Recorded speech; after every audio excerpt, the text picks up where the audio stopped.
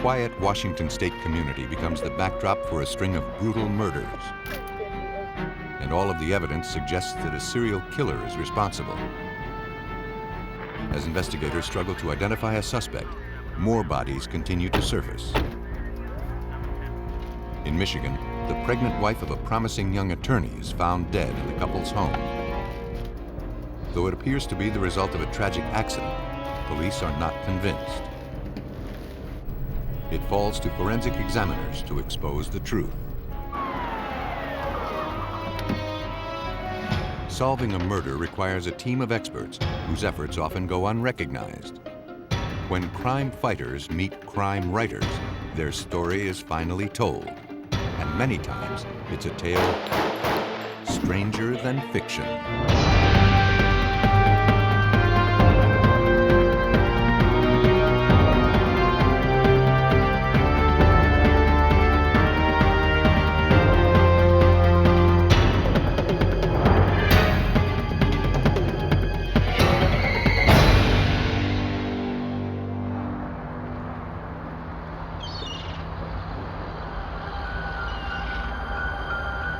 Bellevue, Washington lies just east of the city of Seattle. It's a thriving community of about 100,000 people who live, work, and play here. But in the summer of 1990, young women began turning up dead throughout the city. On Saturday, June 23rd, Bellevue police received a 911 call. A restaurant employee had stumbled upon the lifeless body of a young woman.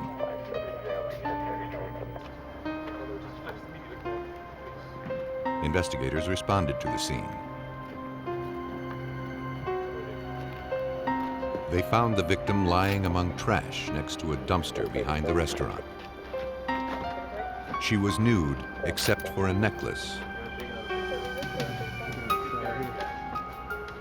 Her arms and legs were positioned as if she were lying in a coffin.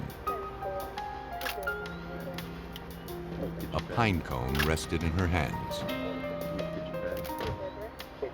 It was clear that the victim's body had been posed by the killer. Technicians managed to locate a single black hair near the woman. But they found no clues to her identity or that of her killer.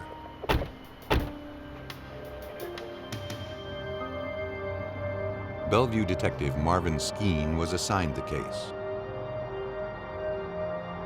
He knew this wasn't going to be an easy murder to solve.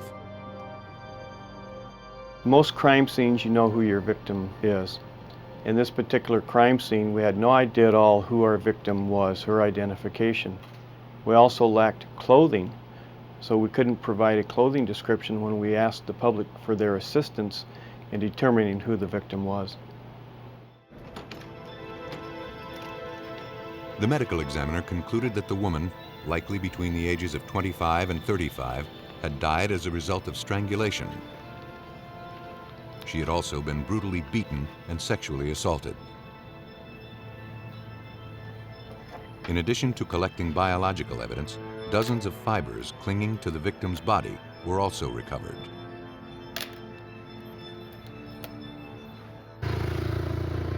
Though it wasn't much to work with, detectives forwarded what little evidence they had to the Washington State Patrol Crime Lab in nearby Tacoma. After examining the fibers under a microscope, all that scientists could conclude was that they had originated from the carpet or trunk mat of a car. Next, the black hair collected from the crime scene was analyzed, in the hopes it would provide some clue to the killer's identity. Forensic scientist Terry McAdam. You can look at it for predominantly pigmentation, helps us to decide which possible broad racial groups it may belong to. From the color, texture, and shape, McAdam determined that the hair had come from an African-American male. But having been found among trash and debris, its connection with the crime was uncertain.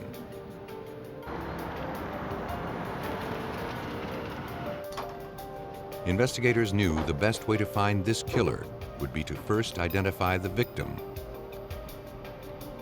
But no missing persons reports filed in the city of Bellevue matched their victim. We went to the news media, who of course were interested in the case, asked for their assistance. We also went to teletypes and bulletins to surrounding law enforcement agencies, asking them to check for missing individuals in their cases. Soon after, investigators got their first break. In a neighboring jurisdiction, a woman had reported her roommate missing. From photos taken at the autopsy, she identified the victim as her 27-year-old friend, Marianne Polreich. She said that she had last seen Marianne 3 nights earlier as she prepared to go out for the evening. Marianne had borrowed her roommate's necklace. It was the same one found around the victim's neck.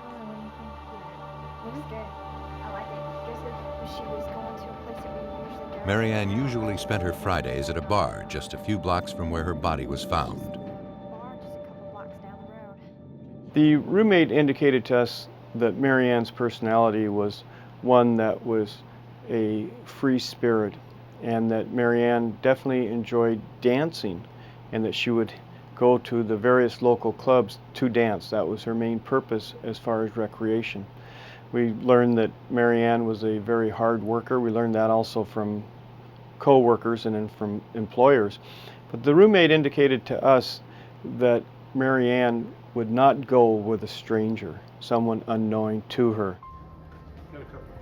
Following up on the roommate's information, police went to the bar where Marianne spent her Friday nights. The restaurant manager knew her well, and she had been there the night before her body was discovered.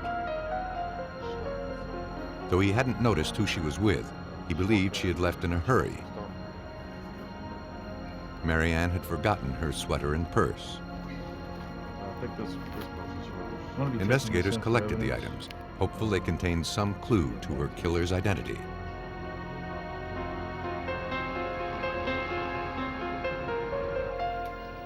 But the evidence failed to yield any useful information. The investigation into Marianne Polreich's murder was going nowhere. And the caseload for Bellevue detectives was about to increase. On August 9, 1990, police were dispatched to the home of Carol Beathy. Her ex-husband, Paul, had received a call from his 2 young children earlier that day. They said that their mom was locked inside her bedroom and wouldn't come out. When Paul came to the house, he discovered his 36-year-old ex-wife Carol dead inside her bedroom.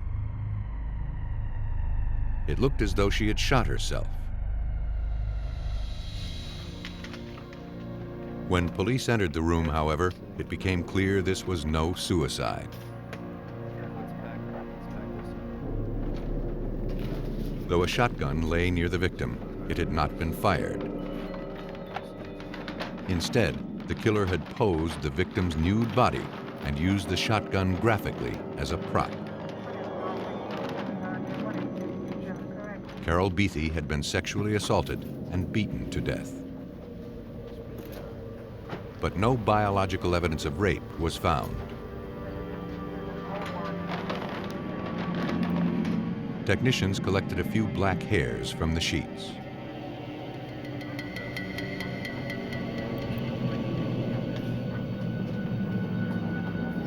Though robbery did not appear to be a motive, family members later determined that Carol's heirloom ring was missing.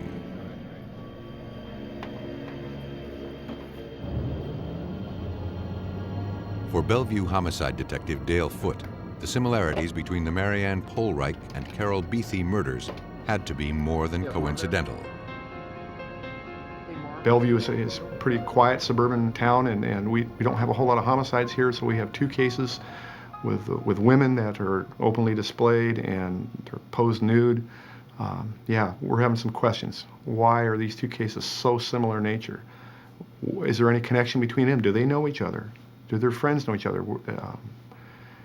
Did they work together? Did they, attend some of these nightclubs together? We just didn't know. So some of those questions we had to answer, and answer real fast. To find out if the cases were in fact connected, police forwarded the hairs recovered from the Carol Beatty crime scene to the lab. When examiners compared those to the one recovered from the Marianne Polreich crime scene, they concluded that the hairs had originated from the same person. Bellevue police were now faced with the possibility that a serial killer was loose in their city.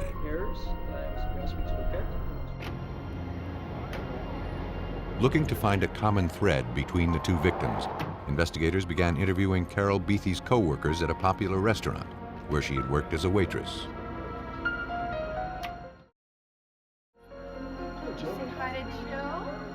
Carol's friends could not imagine why anyone would have wanted to hurt her. Though she and her ex-husband Paul were divorced, they maintained a great relationship. And Carol's two daughters constantly showered her with love and affection. Though Carol Beatty would sometimes go to nightclubs, police were unable to establish any connection between her and Marianne Polreich. Have you ever seen her? The two unsolved murder investigations quickly became front-page news. Soon, the mystery caught the attention of veteran crime writer Jack Olson. With 10 true crime novels to his credit, Olson recognized that as a writer, this story was too unusual to be ignored. I think the thing that made this case unusual was the posing of the bodies. That is not seen. It is seen, but it's not seen very often. It represents some kind of a deep-seated hatred of women. And Bellevue police feared that such a deep-seated hatred would not simply go away on its own. If they didn't identify a suspect in the killings, and fast, it would only be a matter of time until more victims turned up dead.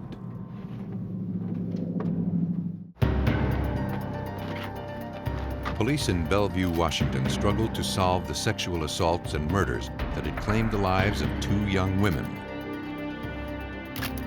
The bodies of 27-year-old Marianne Polreich and 36-year-old Carol Beatty were discovered less than 2 months apart. Having found both victims savagely beaten, sexually assaulted, and their bodies posed after death, investigators had reason to believe that the murders were the work of one predator. But so far, they had no idea who that was or when he would strike next. On September 3rd, 1990, police in neighboring King County received a 911 call. The body of 24-year-old Randy Levine had been discovered by her landlady. She had been savagely beaten, and her nude body was posed suggestively in her bed. Technicians located a single dark hair near the victim's body. The only item determined to be missing from the room was an antique ring. At autopsy, the medical examiner confirmed that Randy Levine had died as a result of blunt force trauma to the head. Though she had also been sexually assaulted, no biological evidence was found. But the medical examiner did find evidence that the young woman had been tortured. 283 tiny puncture wounds dotted her body. The pattern of some of the injuries suggested that the killer had played a game of tic-tac-toe.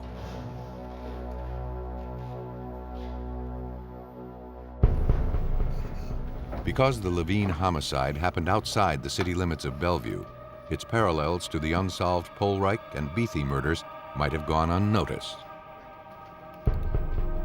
But then, Bellevue Police Detective Ed Mott received a call from a paramedic who happened to be called to all 3 crime scenes. Yeah, this is Lieutenant Edmond. And he couldn't help but notice the similarities. He says, I'm not a cop, I'm not a policeman. He says, but the last 3 murder cases I've been to, he says, it's really odd that the 3 bodies have been posed. Bellevue police also learned that Randy Levine had been to a Bellevue nightclub the night before she was found murdered. There could now be little doubt that a serial killer had claimed the lives of all 3 women.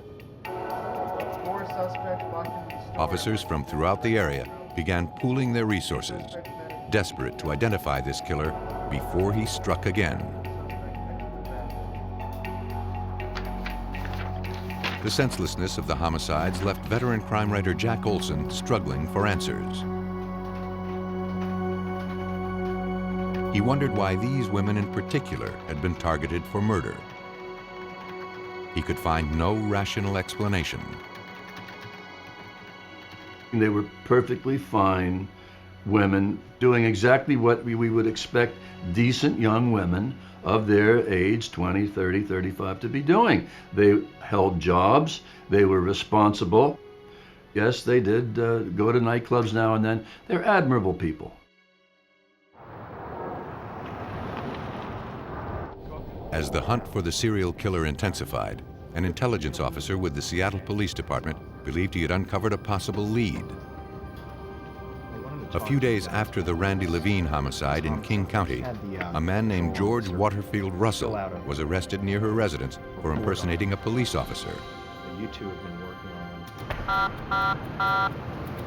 According to the reports, when 32-year-old Russell was pulled over for traffic violations, the officer saw him try to hide something under the vehicle.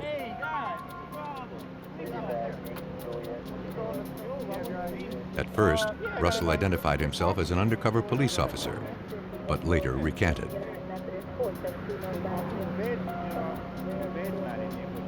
Suspicious, the patrol officer searched his car. He located a police scanner, a buck knife, and 2 IDs.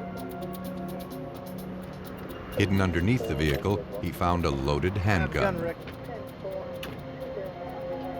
A check of the serial numbers revealed that the gun had recently been stolen. Russell was placed under arrest for impersonating an officer and being in the possession of a stolen weapon. A records check showed that Russell had an extensive criminal record, which included sexual assaults and cat burglaries. Mostly, George Russell stole jewelry. A further background check revealed that Russell was known to frequent Bellevue area nightclubs, and he had a reputation. Well, George was a charmer, and basically he was liked in the nightclubs. He was a popular man in the nightclubs. He had a good line of chatter. He would sidle over next to the DJ and they'd have a nice conversation, and then he'd sidle over to the bar and have a nice conversation with the bartender, and then various people, usually young women who came under his aura would sit with him, would buy him drinks, would tell him what a great guy he was. Though that wasn't a crime, to investigators it went a long way in explaining how the 3 victims could have been manipulated into being alone with the killer. Hey, how you doing? I'm a detective. Detectives wanted to speak with George Russell about the murders. He claimed he didn't know anyone named Carol Beathy or Randy Levine. Take a look at some of these pictures. However, he admitted knowing Marianne Polreich. In fact, he had seen her at a bar the night before she was found murdered. But he said they weren't there together and didn't speak. Recalling that fibers from a vehicle had been recovered from Polreich's body, police asked for permission to search his car. Russell claimed he had borrowed a friend's truck that night. Eager to cooperate, he gave police the address of his friend who had lent him the vehicle.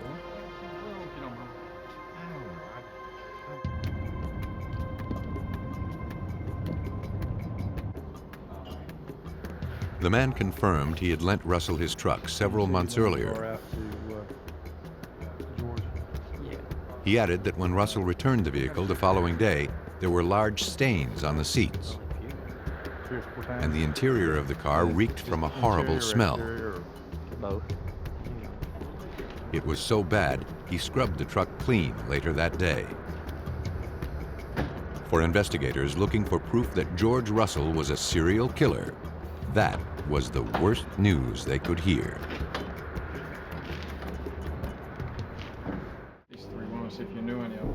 Investigators in Bellevue, Washington, believe that 32-year-old George Russell was responsible for a string of brutal sexual assaults and murders that had claimed the lives of 3 young women.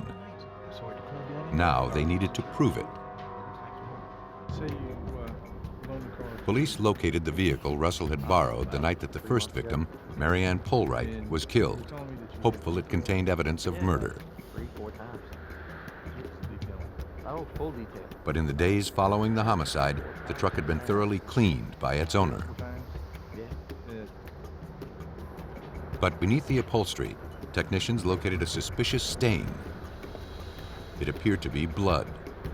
However, it was too degraded for a more comprehensive analysis. Fiber samples from the vehicle's carpet were also collected.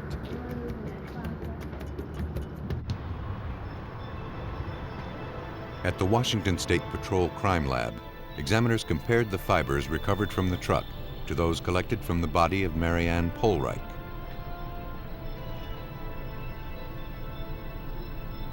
Though they were consistent with one another, supervising forensic scientist Terry McAdam knows that no analysis is perfect. We can't say that that fiber came from that car, because unless we can take the exact fiber and match up its ends, we can't say that. What we can say is the fiber we found in a suspect's car matches that found on the clothing of the victim as regards to having similar microscopic characteristics. We can't say it's a match. Still, the finding was enough to allow investigators to obtain a search warrant for the suspect's apartment. There, they found a gym bag filled with slips of paper with women's names and phone numbers written on them. Police contacted several of the women whose names were found in Russell's home. Most knew George Russell well. Though many had no idea how he got their phone numbers, they didn't feel threatened. Russell had told them he was an undercover cop. Homicide Detective Dale Foote. We kept hearing these same stories about George working for the police and being an undercover agent and that kind of thing. George was very articulate, he was a very charismatic young man, and a lot of people bought into his story. And actually, the fact that they bought into his story kind of was a hindrance to us, because they rather trust George than they would rather trust the police. Get up and get back with you. But one of the women contacted felt differently, and she had an interesting story for police. She said that recently, George Russell had given her an antique ring. It was his way of apologizing for standing her up on a date the week before. Though she had suspicions that the ring had been stolen, she reluctantly accepted the gift.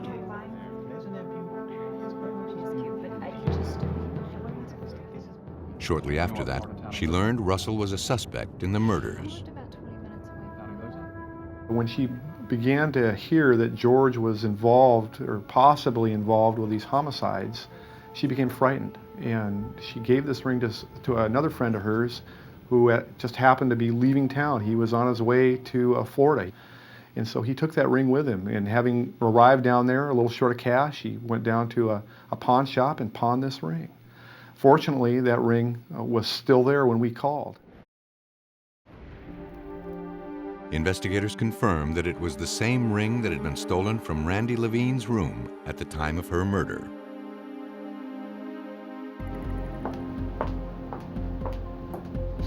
Convinced they had the serial killer, investigators next looked to tie the suspect to the murder of Marianne Polwright. Detective Marvin Skeen decided to take advantage of a new forensic technology called DNA testing.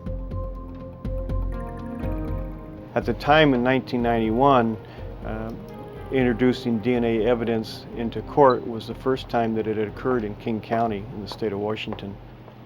So it was new, very new, and it was something that had to be looked at and a lot of time spent on to make sure that we did it properly and to get it accepted by the court. It was time well spent. On January 10, 1991, examiners determined that George Russell's DNA matched the biological samples found on Marianne Polreich. He was subsequently charged with her murder. Based on the hair analysis, he was also charged with the murders of Carol Beatty and Randy Levine. Police believe that George Russell used his abundant charm to lure women into his web. And once he had them where he wanted, he pounced on the unsuspecting victims.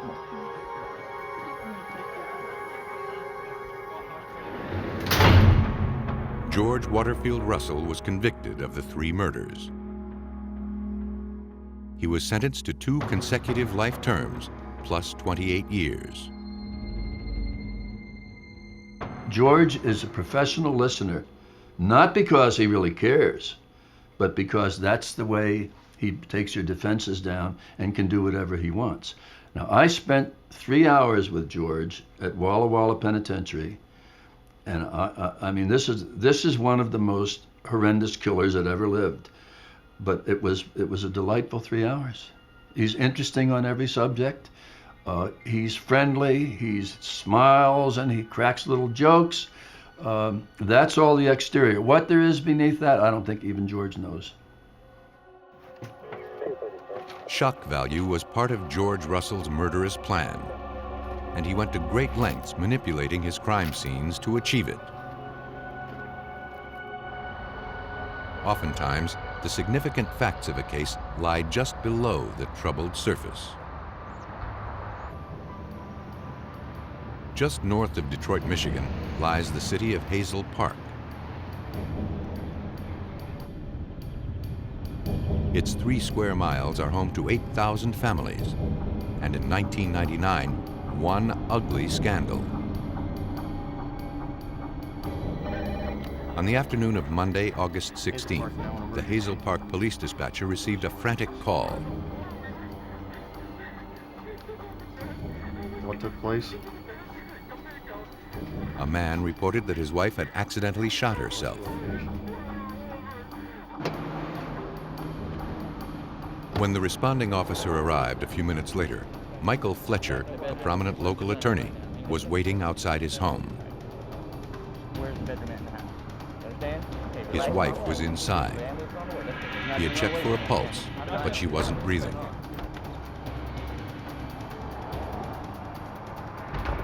He led the officer to the bedroom where his 29-year-old wife Leanne lay on the floor. What are you gonna do? Following protocol, the officer kept Michael Fletcher from entering the room. What are you gonna do? But there was nothing anyone could do. Leanne Fletcher was dead, the result of a single gunshot wound to the head. Also, give me a backup unit and start the... Any shooting death, even an accidental one, is treated as a crime scene. And this one was no different. Crime scene technicians began processing the room, looking for evidence to help them reconstruct what had happened. They collected the .45 caliber handgun found inches away from the victim's body.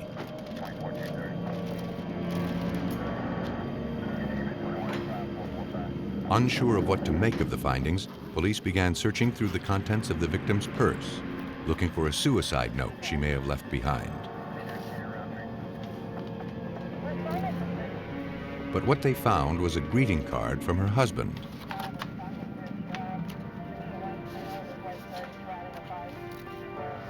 He was expressing his joy over Leanne's recent pregnancy.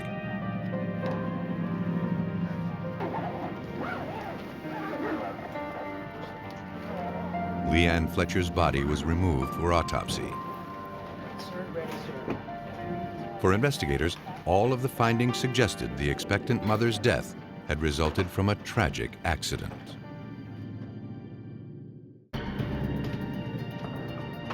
Police in Hazel Park, Michigan continued to investigate the tragic shooting death that had claimed the life of 29-year-old expectant mother Leanne Fletcher.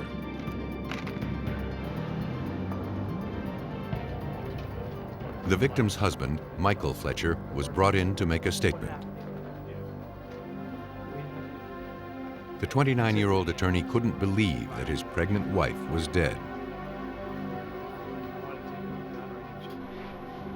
Michael told police that after dropping off their 3-year-old daughter earlier that morning, he and Leanne went to a local firing range. He wanted her to learn how to properly shoot a handgun in case she ever needed to protect herself and the children. At first, Leanne was hesitant to handle the weapon.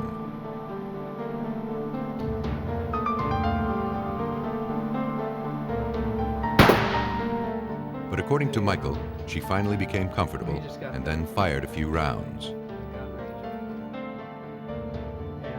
When the couple returned home, Michael wanted to clean up and change clothes before heading off to work. He asked Leanne to load bullets into the clip and then put the weapon in its case that he kept by the side of the bed. The next thing he knew, he heard a shot and rushed out to find his wife bleeding to death. He was certain that the safety was on when he handed her the weapon. And he didn't remember that there was a round already in the chamber. As a matter of procedure, investigators collected the shirt Fletcher had been wearing at the time of the accident for testing.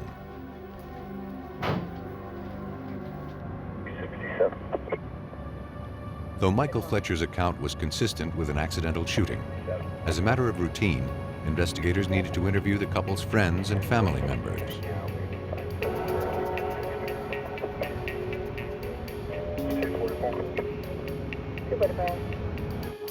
When questioned, the victim's mother was upset and angry. She said she never trusted Michael Fletcher, and she was convinced her daughter's death was no accident. Nearly 6 months earlier, Leanne had complained to her mother she was unhappy in the marriage and wanted a divorce. When she confronted her husband, he was furious to learn she had gone so far as to hire a divorce lawyer. But soon after, Michael began trying to repair the marriage.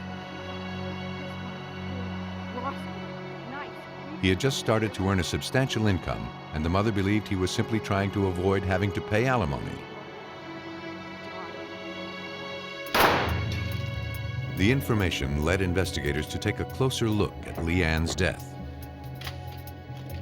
They forwarded the .45 caliber handgun to forensic examiners, believing it possible that the gun had misfired in the hands of an inexperienced Leanne Fletcher.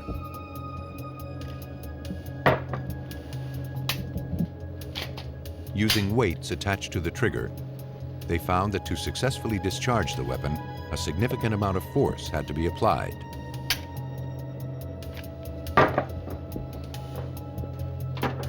It was unlikely that the gun would have accidentally gone off on its own. But that still left investigators with the possibility, however unlikely, that the expectant mother had taken her own life. At autopsy, medical examiner Dr. L.J. Dragovich looked for signs of suicide. Though large blood stains were found on the victim's hands, he could find no gunpowder residue or mist-like blood spatter, which are usually present with self-inflicted gunshot wounds. There will be fine mist of blood created by the bullet impacting the skin and causing the wound. I would have been able to see evidence of that fine mist droplet pattern on the hand of the victim herself. That was not there. When he examined the wound, he noticed that the size and shape of the powder burns, or stippling patterns on Leanne's head, were consistent with the weapon having been fired from less than 2 feet away. The bullet had entered from above and behind the victim's right ear. Based on his findings, Dr. Dragovich concluded that it would be nearly impossible for Leanne Fletcher to have held the gun in the position needed to account for the trajectory of the bullet. It's very uncomfortable to try to self-inflict the injury in the way that you have to be a contortionist to be able to do that, in addition to having an arm long enough. This is not physically possible. Though the findings were powerful, they didn't prove Michael Fletcher had killed his wife. Still, rumors began to circulate through the small community. Freelance writer Tom Henderson followed the story and conducted his own investigation. But as an outsider, he knew that uncovering the truth would not be easy. I gathered the information by just basic reporting. You get used to, when you're a reporter, being outside your comfort zone, girding yourself up to knock on that door with people that don't really want to see you, saying, "Hi, I want to do a book about your family's tragedy. Will you cooperate?" Slowly, people opened up to Henderson. Those close to the couple did not speak kindly about the young attorney. But they all agreed that Leanne was a supportive and dedicated mother and a wonderful human being.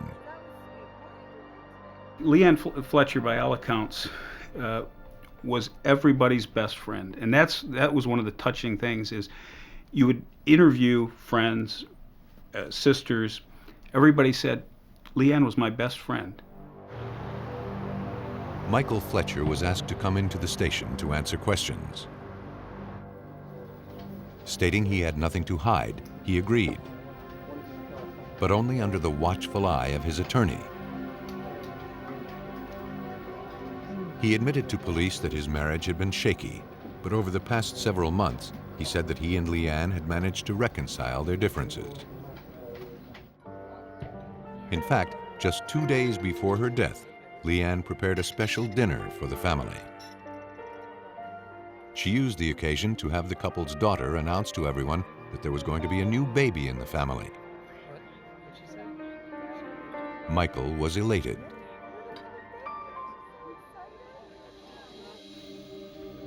Though he couldn't explain the evidence surrounding Leanne's death, he insisted he was still very much in love with his wife.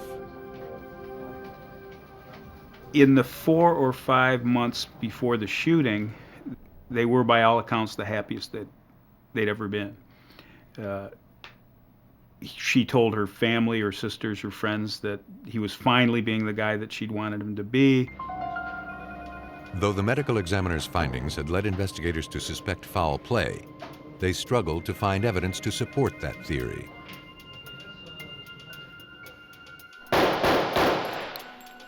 Police went to the shooting range where Michael had taken Leanne on the morning of her death. The manager of the range recalled the couple well. He said he never saw the victim fire the gun. And despite her husband's persistence, she refused even to handle it. That contradicted Michael Fletcher's story that Leanne fired the weapon. Investigators theorized Michael had organized the trip to the shooting range in order to get gunpowder residue on his wife's hands before he shot her. If that were the plan, it failed.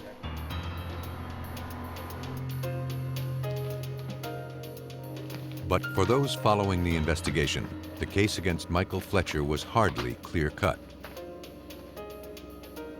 There wasn't a shred of hard evidence that proved Fletcher had murdered his wife. And there was no obvious motive. Mick Fletcher didn't stand to gain anything financially from her death. There was no insurance policy. The house, in fact, was in her name, and her parents ended up being responsible for its sale. His family didn't get any of the proceeds. He didn't get any of the proceeds. There was no financial gain. However, the medical examiner's findings were enough to allow investigators to obtain a warrant to search the suspect's house. Hidden in Michael's closet, they uncovered a secret stash of emails, photographs, and love letters. But the items had nothing to do with Michael's wife, Leanne. It appeared Michael Fletcher had a mistress. And more surprisingly, she was a respected district court judge.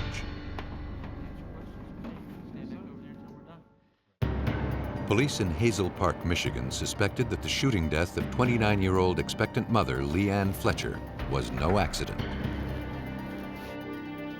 While looking for evidence to prove that her husband, prominent local attorney Michael Fletcher, was responsible, investigators learned he had been having an affair with a respected district court judge. Detectives went to interview the 32-year-old judge. When confronted with the evidence, she admitted she and Michael had been involved in a romantic relationship for about a year. She said she last saw Michael the night before Leanne died. He had come by her house. Michael hadn't mentioned that Leanne was pregnant. In fact, he told his mistress that he and Leanne lived like strangers, and the only reason he stayed in the marriage was for the sake of his young daughter. His true feelings were for the judge. The judge, who was also married, was tolerant of the situation, at least for the time being. But she had one condition. If she found out that Michael was being intimate with Leanne, the judge would end the relationship immediately. Hazel Park homicide detective Thomas Clayman realized he had just uncovered a possible motive.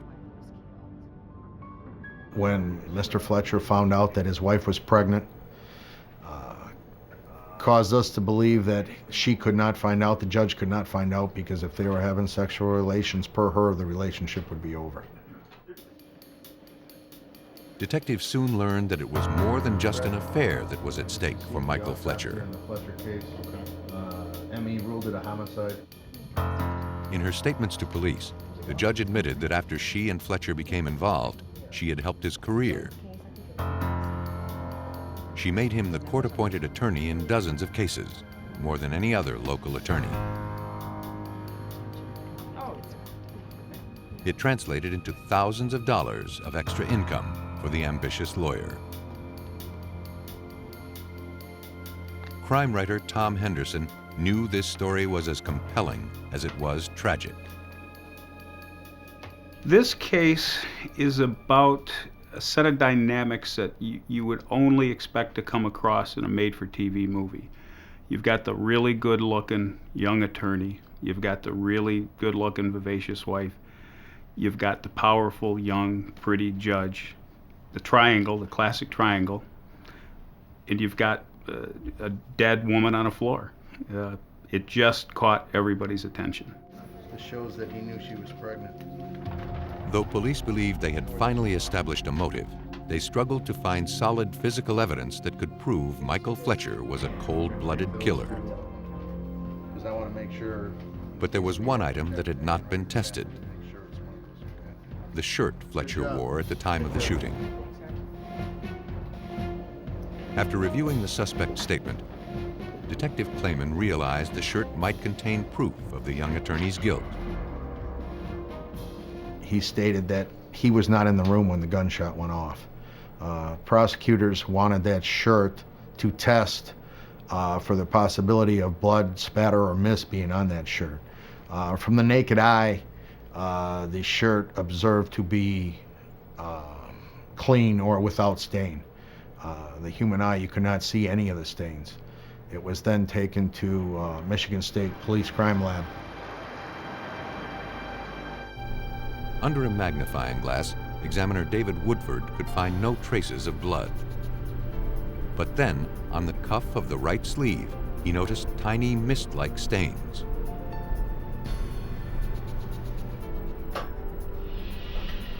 Looking to identify the substance, Woodford placed the shirt under a stereo microscope. Under the high-powered lens, he determined that the minute stains were in fact human blood.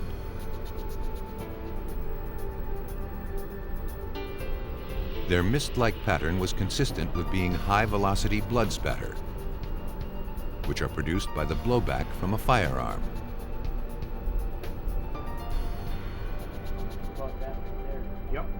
The evidence contradicted Michael Fletcher's claim that he was not in the room when his wife was shot. More importantly, the blood on the cuff put him within 2 feet of the victim when the bullet struck her head.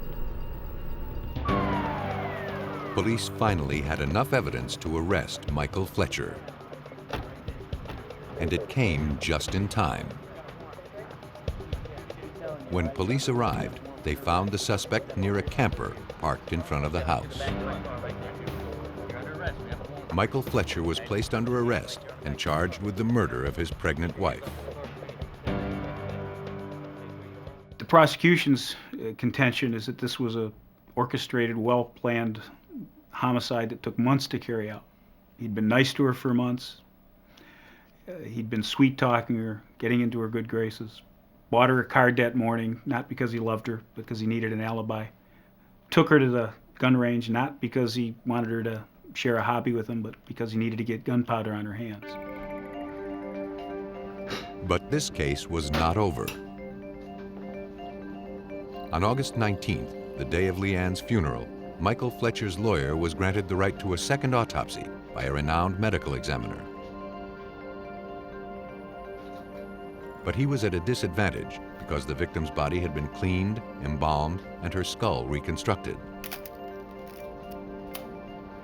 However, based on his experience and the size and location of the wound, he believed that it was plausible that the gunshot wound had been self-inflicted. Dr. Dragovich did the first autopsy, and his conclusion was pretty obvious. This is murder. This is not accidental or self-inflicted. The defense hired their own medical examiner. His results weren't conclusive at all, which is fine for the defense. They just wanted someone to say, this is not clear-cut. But ultimately, those findings were not enough to create reasonable doubt in the minds of jurors. What's the big deal? Why can't you? The evidence suggested that when Michael Fletcher learned his wife was pregnant, he realized that his relationship with his mistress would be destroyed. And there was too much at stake to simply let that happen.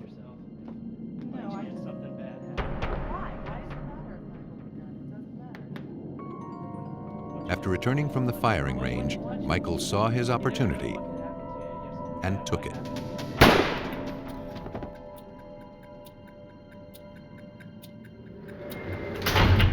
Michael Fletcher was convicted of homicide in the second degree and sentenced to life in prison.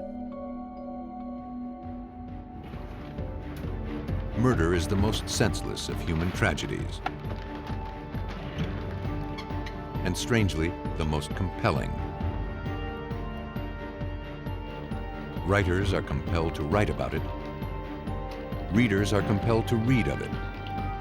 And though forensics can never explain why someone is driven to kill, it can provide us with the satisfaction of bringing the guilty to justice.